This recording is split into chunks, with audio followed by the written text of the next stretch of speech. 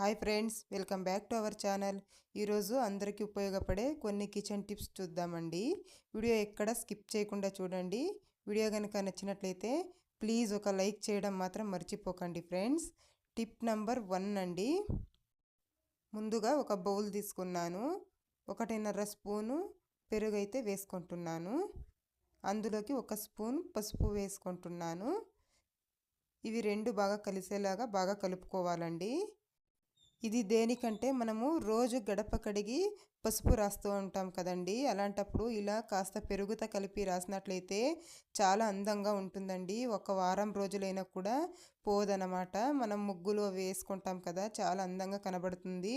ఒకసారి ఇలా చేసి చూడండి. ఈసారి పసుపు రాసినప్పుడు ఎప్పుడైనా వారంలో ఒకసారైనా కూడా ఇలా పసుపు రాసి చూడండి.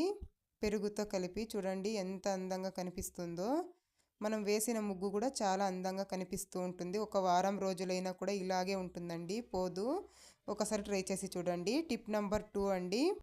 ఎండు ద్రాక్షలు మనము ఒక్కొక్కసారి ఎక్కువగా తెచ్చేసుకుంటూ ఉంటాం కదా, ఇవి అలాగే పెట్టడం వల్ల నల్లబడిపోతూ ఉంటాయండి. అలా కాకుండా ఉండాలంటే చూడండి, ఒక డబ్బాలో వేసేసుకొని ఇంట్లో పంచదార ఉంటుంది కదండి, కొద్దిగా ఇంతైతే సరిపోతుందండి. ఇలా వేసేసి మనము మూతబెట్టి పెట్టేసుకున్నట్లయితే ఎన్ని రోజులైనా కూడా నల్లబడకుండా ఫ్రెష్గా ఉంటాయి. ట్రై చేసి చూడండి. మీకు కూడా ఈ టిప్ యూజ్ అవుతుంది అనుకుంటే ప్లీజ్ ఒక లైక్ చేయడం మాత్రం మర్చిపోకండి. నెక్స్ట్ టిప్ అండి. Tip number 3. పచ్చిమిరపకాయలు ఎక్కువగా తెచ్చేస్తూ ఉంటాం కదా, అలాంటప్పుడు ఇలా తొడమలన్నీ తీసేయాలి. తీసేసిన తర్వాత ఇలాంటి ఒక డబ్బా తీసుకోండి. ఇందులోకి ఏదైనా పేపర్ వేసేయండి అడుగు బాగాన.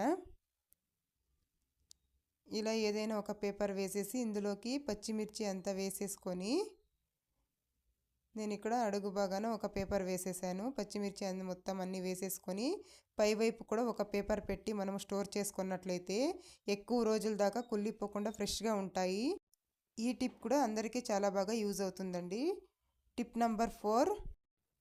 మనము ఇలా పంచదార కానీ లేదంటే టీ పౌడర్ కానీ ఏదైనా కానీ ఇలా డబ్బాలో వేసినప్పుడు చూడండి, నిండా ఉన్నప్పుడు స్పూన్ పట్టదనమాట.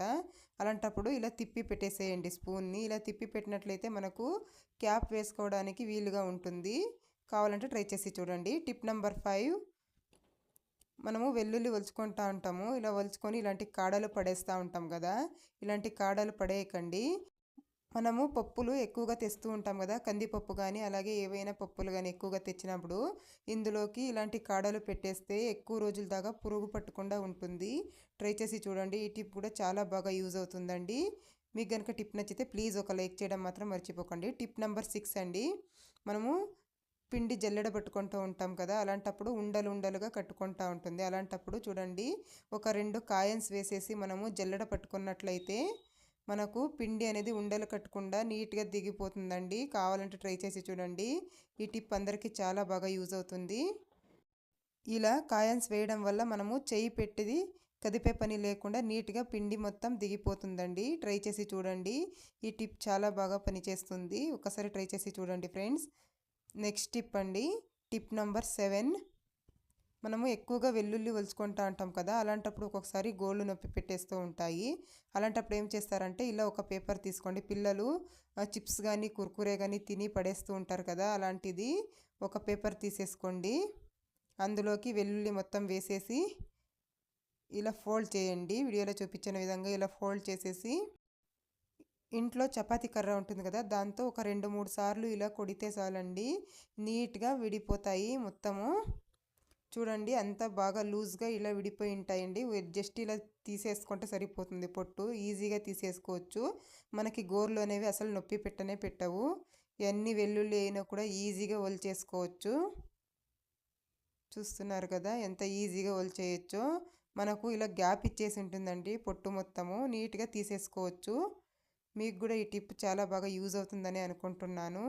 మీకు కనుక ఈ వీడియో నచ్చినట్లయితే ప్లీజ్ ఒక లైక్ చేయండి, షేర్ చేయండి, అలాగే ఛానల్కి సబ్స్క్రైబ్ చేసుకోండి friends. Thank you for watching.